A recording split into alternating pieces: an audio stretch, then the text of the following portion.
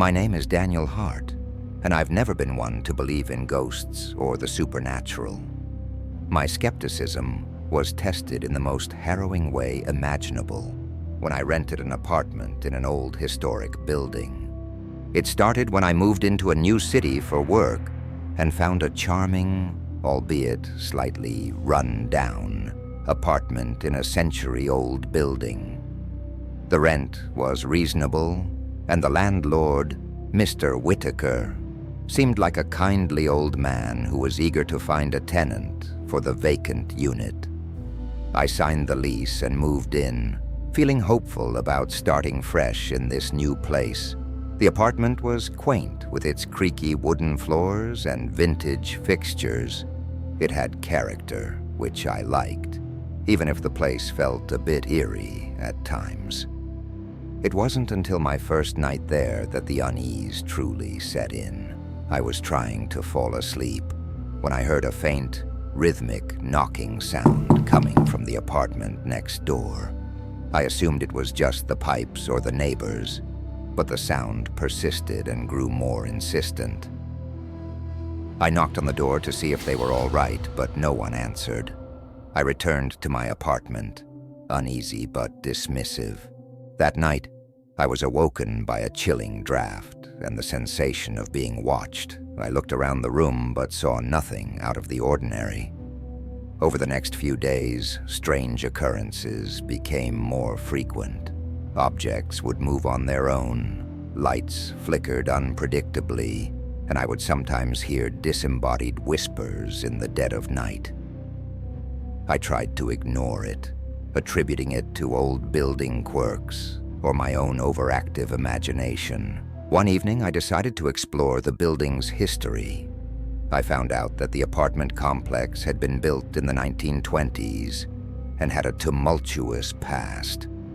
The most disturbing revelation was about a previous tenant, Clara Worthington, a young woman who had mysteriously disappeared in the 1940s.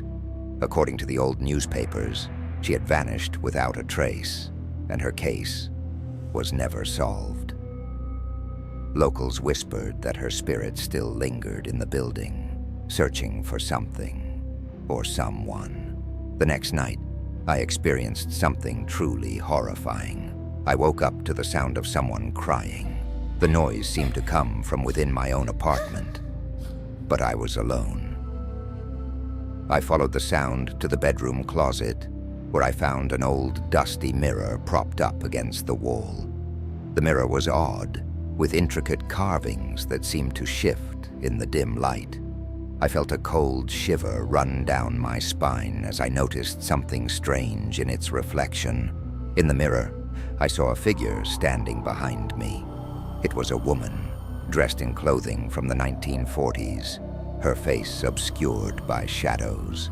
Her eyes, however, were clear and seemed to be filled with sorrow. I spun around, but no one was there. The room was empty, and the mirror was still and silent.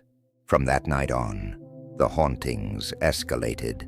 The crying continued, growing louder and more desperate. The mirror seemed to show fleeting glimpses of the woman always in distress. I began to see her in my dreams, an ethereal figure reaching out to me, her eyes pleading for help. Desperate for answers, I reached out to a local historian who confirmed the apartment's dark history. Clara Worthington had been a vibrant young woman who had been involved in a secretive relationship with a man rumored to be involved in illicit activities. Her disappearance was believed to be linked to a failed escape plan and a desperate bid to flee from danger. The historian suggested that Clara's spirit might be trapped in the apartment, unable to find peace due to unresolved issues or unfinished business. It was said that her spirit would be restless until someone helped uncover the truth about her fate. Feeling both terrified and empathetic, I began my own investigation. I scoured old records, talked to former tenants, and even visited local archives. Piece by piece, I uncovered details about Clara's life and her tragic end. It became clear that she had been betrayed and left to face a grim fate alone. Her story was a tragic one, filled with betrayal and heartache. I compiled my findings and shared them with local authorities and historical societies, hoping to give Clara's story the closure it needed.